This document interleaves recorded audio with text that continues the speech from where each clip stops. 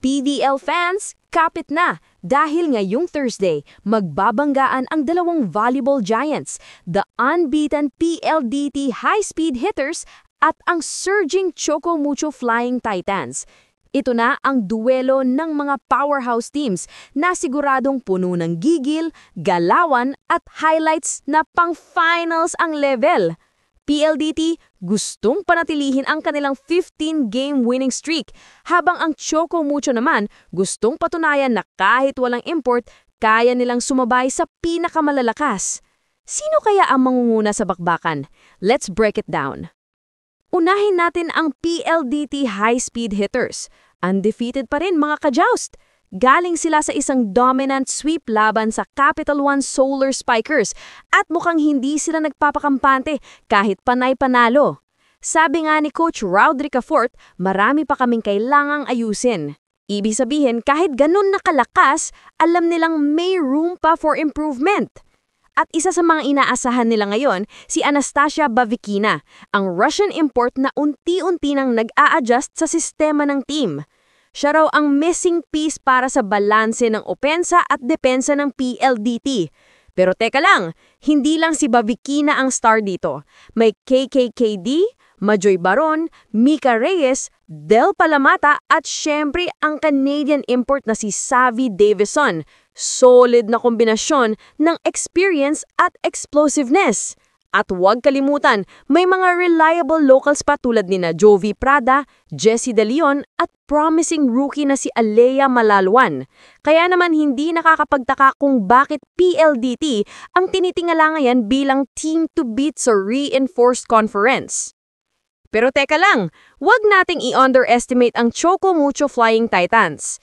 After that big win kontra Signal, nagpakita sila ng matinding puso at depth kahit wala pa silang import na si Marley Smith na, by the way, inaasahang makakalaro soon once maayos ang paperwork. Sa absence niya, umangat ang mga lokal na sandigan ni Coach Dante Alinsunurin. Grabe ang leadership ni Maddie Madayag, tapos suportado ng firepower ni na Isa Molde, Des Cheng, Kat Tolentino, Cherry Nunag, Dindin Santiago Manabat at Royce Tobino. Sabi nga ni Coach Dante, may mga times na may challenges kami pero ang mindset tulungan. At yun ang dahilan kung bakit napaka-solid ng chemistry nila sa loob ng court. Kumbaga, walang import, walang problema. Ang Choco Mucho pinatunayan na teamwork beats star power kung sama-sama sa depensa at opensa. Ngayon, pag-usakan natin kung ano ang dapat abangan sa laban na ito. Ang medal battle between Majoy Baron at Maddie Madayag.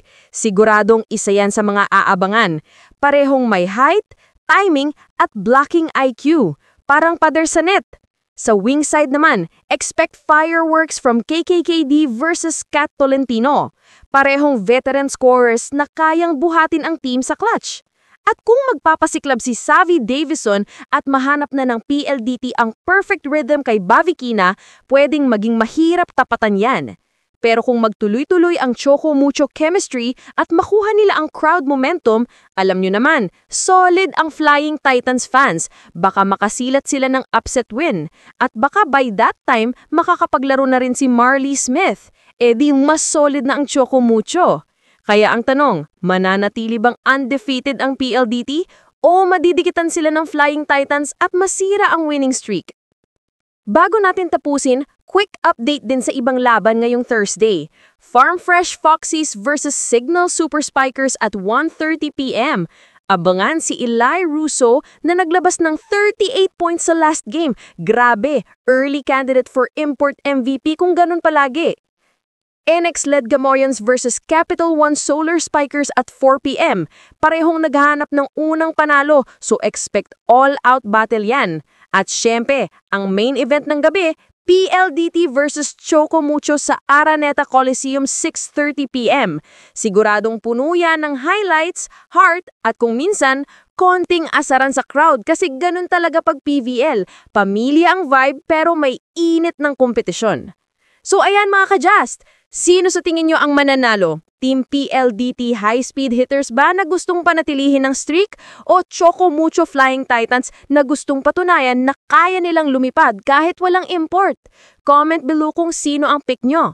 At huwag kalimutang i-like, i-share at i-subscribe para sa mas marami pang PVL action updates, highlights at kwentuhan. Once again, this is Joust Volley bringing you the hype, the heart, and the heat of volleyball.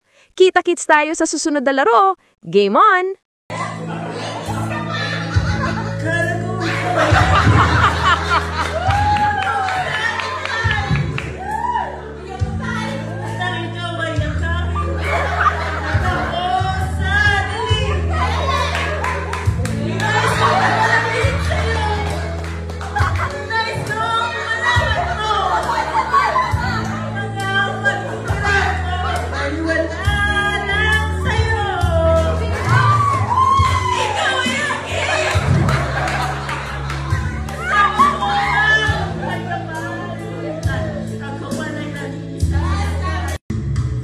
You know what?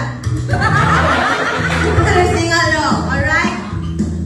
Ako'y nasa kalapit, alas 7 ng gabi. Nakilala ko tuloy ang magandang Ikinal sa aking mga mata. Ang di ko lang alam. Kumalat sa akin ng nagkukuro na siya.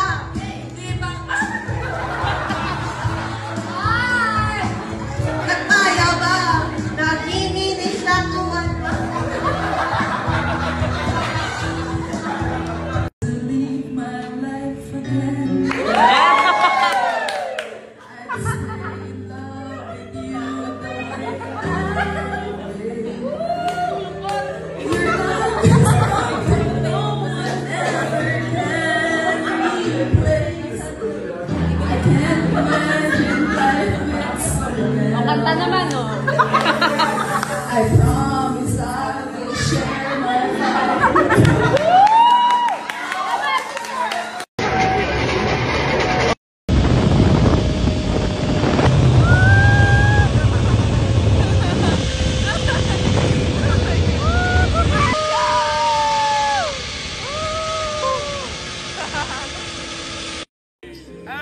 It was just paperwork. We didn't want to risk me having to leave, but everything should be taken care of by Thursday, so it'll be okay. So, are you guaranteed to return on Thursday as far as you know? As far as I know, yes. I was supposed to be able to today. It's very unfortunate, especially not being able to play against my old teammate. I really wanted to compete against her. But it should be taken care of Thursday for sure. And lastly, after your debut being delayed twice now, how much more fire are we expecting from you? By More the third fire, time, more you're gonna fire say every wow. time. I'm ready to come out the gates. I'm ready to be in beast mode, and I'm ready to give it my all. I've trained hard for it, and I'm ready to work for the championship. Babae, tapos nakakuha ka. Ay, grabe talaga itong Diyos. Ako na talaga to, sorry guys. Hindi talaga natatakpan yung magiging ano mo. Gusto mong malaman